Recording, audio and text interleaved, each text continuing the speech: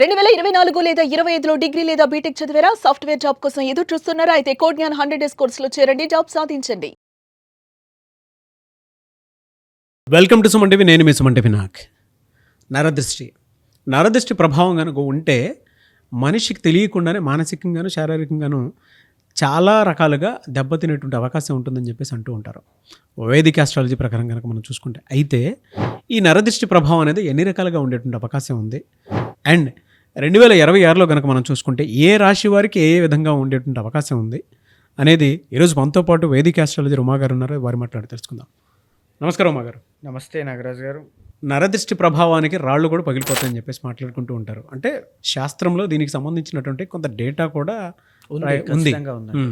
ఈ దృష్టి ప్రభావం అనేది ఎన్ని రకాలుగా ఉండేటువంటి అవకాశం ఉంటుంది? 2026లో కనుక మనం చూసుకుంటే కొన్ని రాష్ట్రాల వాళ్ళకి ఈ దృష్టి ప్రభావం ప్రకారం ఇక్కడిక్కడ కొన్ని మేజర్ చేంజెస్, కొన్ని దెబ్బలు తగిలేటువంటి అవకాశం ఉంటుందని చెప్పేసి అంటుంటారు కదా. అవును. అవి ఎన్ని రకాలుగా ఈ దృష్టి ప్రభావం ఉంది, ఎస్పెషల్లీ విమెన్కి ఏ విధంగా ఉండబోతుంది అంటారు అసలు? తప్పకుండా అండి. ఎప్పుడైనా సరే నాగరాజు గారు, జ్యోతిష శాస్త్రం ప్రకారము మనం ఒక రాశిని కోసం మాట్లాడేటప్పుడు అక్కడ ఉండేటువంటి ట్రాన్సిట్స్ ఆధారంగా వారి యొక్క ఎనర్జీ ఎప్పుడు వీక్ అవుతుంది అనేటువంటిది మనం చూస్తామండి. సో ఎనర్జీ అనేటువంటిది ఎప్పుడైతే వీక్ అవుతుందో, దృష్టి కానీ ఇలాంటివన్నీ కూడా ఎక్స్టర్నల్ ఎనర్జీ అండి, అంటే బయటికి సంబంధించినవన్నీ కూడా. సో ఉదాహరణకి నరదృష్టి అనేటువంటిది ఎన్ని రకాలుగా విభజించబడి ఉంది అంటే 4 రకాలుగా విభజించబడి ఉందండి. ఏమిటి వాటి పేర్లు అంటే, ఒకటి సామాన్యమైనటువంటి దృష్టి, రెండవది మహానరదృష్టి, మూడవది సంభోగ దృష్టి, నాలుగవది సూక్ష్మ నరదృష్టి. ప్రతి మానవుడు కూడా, పుట్టినటువంటి వాళ్ళు ప్రతి ఒక్కరూ కూడా ఈ 4 దృష్టిల్లో ఏదో ఒక దానికి చిక్కుకుని ఇబ్బంది పడుతూ ఉంటారు. మీరు ఇబ్బందుల్లో ఉన్నారంటే కారణం ఈ 4గిట్లో ఒకటి ఖచ్చితంగా కావచ్చు. వాటి విషయంలో మీరు జాగ్రత్తగా ఉండాలి. అవేంటి సార్? ఆ 4 ఏంటి సార్? మొట్టమొదటి నాగరాజు గారు, సామాన్య దృష్టి అండి. అంటే ప్రతిరోజు ఉండేటువంటి మన జీవన విధానంలో మనకి కలిగేటువంటి దృష్టి కానీ, ద్వేషపూరితమైనటువంటి భావాలు కానీ, ఇవన్నీ కూడా వీటి పరిధిలోకి వస్తాయి. మనం ఏదైనా ఒక బట్టలు కానీ, వస్తువులు కానీ, ఒక బండి కానీ కొనుక్కున్నప్పుడు చాలామంది మనల్ని చూసి ఓహో కొనుక్కున్నారా అనేటువంటి భావనతో చూస్తూ ఉంటారు. ఆ సమయంలో మన మీద పడేటువంటి ఆ నెగిటివ్ ఇంపాక్టే సామాన్య దృష్టి అండి. సో దాన్ని ప్రతిరోజు మనం చేసేటువంటి తలస్నానం వల్ల కావచ్చు, లేకపోతే దైవారాధన వల్ల కావచ్చు, అవన్నీ కూడా తగ్గిపోతూ ఉంటాయి. మనకి తెలియదు అది వచ్చినట్టు కూడా. అయితే రెండవది ఉంటుందండి, దాన్నే మహానరదృష్టి అంటారండి. మహానరదృష్టి అనేటువంటిది ఎప్పుడైతే వస్తుందో, ఫర్ ఎగ్జాంపుల్ ఒకళ్ళు చాలా కష్టపడి ఒక ఇల్లు అనేటువంటి దాన్ని కడుతున్నారనుకోండి, మధ్యలో అర్ధాంతరంగా ఇల్లు ఆగిపోతుంది. ఇంటి యజమాని అప్పటిదాకా మంచి ఉల్లాసంగా, ఉత్సాహంగా అందరూ కూడా, కుటుంబ సభ్యులందరూ కూడా బాగున్నటువంటి వాళ్ళు సడన్గా ఇంటి యజమానికి అనారోగ్య సమస్య, దీర్ఘకాలిక ఆరోగ్య సమస్య వస్తుంది. లేకపోతే యాక్సిడెంట్స్ అనేటువంటివి జరగడం కానీ, హాస్పిటల్స్కి, ఇది బాగా గుర్తుపెట్టుకోండి, ఇది ముఖ్యమైన సిమ్టమ్. ఇది హాస్పిటల్స్కి విపరీతంగా డబ్బులు ధారపోయడం, ప్రతి నెల, ప్రతి 3 నెలలకు ఒకసారి విపరీతంగా, చంటి పిల్లల దగ్గర నుంచి వృద్ధుల వరకు అందరికీ కూడా ఇది కనబడుతూ ఉంటుందండి. తరువాతది ఏంటి అంటే, ఏ శుభకార్యం తలపెట్టినా ఆటంకాలు వస్తాయి, ఆ శుభకార్యం మధ్యలో ఆగిపోతూ ఉంటుంది. మహానరదృష్టి అనేటువంటిది సోకింది అంటే, ఈ మాట బాగా గుర్తుపెట్టుకోండి, ఎక్స్పీరియన్స్తో చెప్తున్నాను, పెద్దవాళ్ళకి కూడా ఇది తెలిసే ఉంటుంది. మొత్తం ఇంటిళ్ళపాది అందరూ కూడా అధోగతి పాలవుతారు. ఆర్థికంగా కానీ, మానసికంగా కానీ, శారీరకంగా కానీ, ఆనందం విషయంలో కానీ, ఎక్కడైనా సరే మానసిక ప్రశాంతత అనేటువంటిది మీకు ఉండదు. తరువాత మూడవది సంభోగ దృష్టి అనేటువంటిది ఉంటుందండి. అంటే ఏంటి అంటే, చాలామంది మనం చూస్తుంటామండి, మ్యారేజ్ అయినటువంటి వాళ్ళు కావచ్చు, ఒక రిలేషన్లో ఉండేటువంటి వాళ్ళు కావచ్చు, వాళ్ళిద్దరి మధ్యలో డిస్టర్బెన్సెస్ అనేటువంటివి వస్తాయి. ఇది ఎక్కడి నుంచి వస్తుందండి? వేరే వాళ్ళ యొక్క దృష్టి ప్రభావం వాళ్ళిద్దరి మధ్యలోకి ఇన్వాల్వ్ అవ్వడం వల్ల, అది అత్తగారు కావచ్చు, తల్లి కావచ్చు, వేరే బయట ఉండేటువంటి స్ట్రేంజర్ ఏ వ్యక్తి అయినా కావచ్చు, ఒక ఫ్రెండ్ కావచ్చు, సన్నిహితుడు కావచ్చు, స్నేహితుడు కావచ్చు, కుటుంబంలో ఉండేటువంటి వాళ్ళు కూడా కావచ్చు. ఆ సంభోగ దృష్టి ప్రభావం కనుక ఆ ఇద్దరి దంపతుల మీద పడింది అంటే ఖచ్చితంగా డైవర్స్ అయ్యే అవకాశాలు చాలా ఎక్కువ ఉంటాయండి. ఎక్స్ట్రా మ్యారిటల్ అఫైర్స్ అనేటువంటివి కూడా ఈ యొక్క సంభోగ దృష్టి వల్లే ప్రారంభం అవుతాయి. అందుకే భార్యాభర్తల మధ్యలో ఉండేటువంటి నిర్ణయాలని వేరే వాళ్ళకి చెప్పకూడదు, ఎవరిని ఇన్వాల్వ్ చేయకూడదు అంటారు. వేరే వాళ్ళ కళ్ళు పడినా కూడా, దంపతుల మీద వేరే వాళ్ళ కళ్ళు పడినా సరే, వాళ్ళ యొక్క మాటలు ఇన్ఫ్లుయెన్స్ అయినా సరే, వాళ్ళిద్దరి మధ్యలో ఇద్దరితో పాటు కలిసి ఉన్నా సరే, వాళ్ళ యొక్క ఎనర్జీ వీళ్ళ మీద పడింది అంటే 100% ఆ సంభోగ దృష్టి పట్టింది అంటే భార్యాభర్తలు విడిపోవడం ఖాయం అండి. ఇది ఖచ్చితంగా జరుగుతుంది.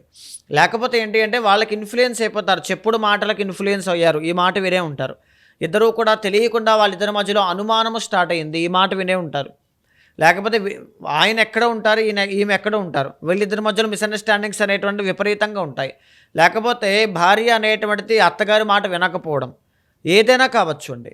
ఏ సంభోగ దృష్టి ఎవరి వల్లనైనా రావచ్చు. కాబట్టి ఆ దృష్టి కనుక సోకింది అంటే ఖచ్చితంగా భార్యాభర్తలు ఇబ్బంది పడతారు. దానివల్ల పిల్లలకి కూడా ఎఫెక్ట్ అనేటువంటిది కనబడుతుందండి. తరువాత ఆఖరిది నాగరాజు గారు సూక్ష్మ నరదృష్టి. ఇది చాలా ప్రమాదకరమైనటువంటిది. సో ఎప్పుడైనా స్లో పాయిజన్ లాంటిది అనమాట అండి. మన చుట్టుపక్కన ఉండేటువంటి మనుషుల నుంచి వచ్చేటువంటిదే సూక్ష్మ నరదృష్టి. ఫర్ ఎగ్జాంపుల్, నేను ఒక నిర్ణయం తీసుకుని ఒక కంపెనీ పెట్టి లేకపోతే ఎదగాలి అనుకుంటూ ఉన్నప్పుడు కానీ, ఒక జాబ్ చేసుకుంటూ ఒక నిర్ణయం తీసుకుని వేరే ప్రదేశానికి వెళ్ళాలనుకుంటున్నప్పుడు కానీ, మన చుట్టుపక్కల ఉండేటువంటి వాళ్ళు వద్దు, వెళ్ళొద్దు, ఓడిపోతావు, పడిపోతావు, లేకపోతే నాశనం అయిపోతావు, లేకపోతే అక్కడికి వెళ్తే నష్టపోతావు, అప్పులు పాలైపోతావు, అలా చెయ్యొద్దు అంటే మనం చేయాల్సినటువంటి పనిని మనం ఎక్కడ సక్సెస్ అవుతామో, విజయం సాధిస్తామో అనేటువంటి భయంతోనో ద్వేషంతోనో మనల్నే కావాలని వారిస్తూ ఉంటారు. వాళ్ళని చూసి మనము మన వాళ్ళే కదా, మన మంచి కోసమే చెప్తున్నారు కదా అనుకుంటూ ఉంటాం. కానీ మంచి చెప్పడానికి ఈ సూక్ష్మ నరదృష్టికే చాలా థిన్ లేయర్ మాత్రమే అడ్డుంటుందండి. సో ఒక మంచి విషయానికే నిజంగా వెళ్ళొద్దు అనుకునేటువంటి తల్లిదండ్రులు కూడా ఇదే మాట చెప్తూ ఉంటారు. కానీ ఎప్పుడైతే ఈ సూక్ష్మ నరదృష్టి పక్కనే ఉంటుందో చాలామంది ఇక్కడే ఫెయిల్ అవుతూ ఉంటారండి. యూత్ కూడా ఇదే ఫేస్ చేస్తూ ఉంటారు. అనుకున్న లక్ష్యాన్ని సాధించలేకపోతారు. జీవితంలో ఫెయిల్యూర్ అయ్యి చాలా ఇబ్బందులు పడుతూ ఉంటారు. ఈవెన్ ద హెల్త్ ఇష్యూస్ విషయంలో కావచ్చు, కెరీర్ కావచ్చు, మనీ కావచ్చు, లవ్ కావచ్చు, ఎక్కడైనా కావచ్చు.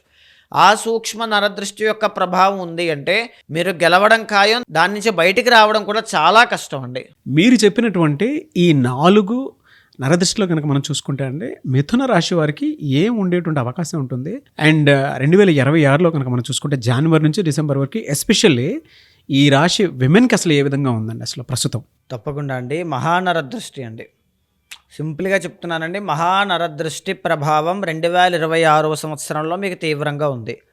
కెరీర్లో అభివృద్ధి అనేటువంటిది లేకపోవడం కావచ్చు, వ్యాపారంలో ఎదుగుదల లేకపోవడం కావచ్చు, లేకపోతే విపరీతమైనటువంటి కష్టాలండి. అంటే ఎలా ఉంటాయి అంటే ఇవి ఇలక కంటక్షన్ యొక్క ప్రభావం చేత ఎంత కష్టపడినా రికగ్నైజేషన్ రాదు, పేరు ప్రఖ్యాతలు రావు. తర్వాత కష్టపడిన దానికి జీతం సరిగ్గా రాకపోవడం, టాలెంట్ ఉన్నా, స్కిల్ ఉన్నా ఉద్యోగం రాకపోవడం, అది ఒక షాక్లా అనిపిస్తుందండి వీళ్ళకి కూడా. అంటే నాకంటే తక్కువ చదువుకున్న వాళ్ళకి కానీ, నాకంటే తక్కువ స్కిల్ ఉన్న వాళ్ళకి కానీ ఉద్యోగాలు బాగా వస్తున్నాయి, నాకు మాత్రం ఎందుకు రావడం లేదు, ఈ ప్రాబ్లం కనబడుతుందండి. వీసా కానీ, H1Bs కానీ, లేకపోతే పర్మనెంట్ వీసా ఈ ఫారెన్లో ఉండేటువంటి వాళ్ళకి కూడా దానికి సంబంధించినటువంటి ఇబ్బందులు తీవ్రంగా ఇబ్బంది పెట్టేటువంటిది మహానరదృష్టి వల్ల 2026లో కనబడుతోందండి. అయితే గురుబలము అనేటువంటిది లేకపోవడం వల్ల ఆర్థికంగా ఇబ్బంది పడడము. 2026వ సంవత్సరంలో మిథున రాశి వాళ్ళు విమెన్ ఆర్ మెన్ ఖచ్చితంగా ఎవరైనా సరే కెరీర్లో ఇబ్బందులు మీరు చూస్తున్నారు అంటే దానికి కారణం మహానరదృష్టి, బాగా గుర్తుపెట్టుకోండి.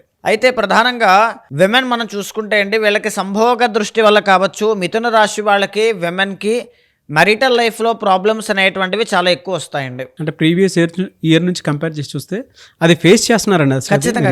ఇది ఓన్లీ 2026 కోసం మాత్రమే కాదండి, డిఫాల్ట్గా వాళ్ళకు ఉండేటువంటి లక్షణం అన్నమాట. వాళ్ళు పడేటువంటి బాధ 7th and 10th లార్డ్ గురువు అవ్వడం వల్ల. అంటే తెలుస్తుందా వాళ్ళకి ఇది మీరు చెప్పేది? ఖచ్చితంగా అండి. మ్యారేజ్కి కావచ్చు, కెరీర్కి కావచ్చు, ఇంటర్లింక్ అనేటువంటిది మీకు కనబడుతుంది.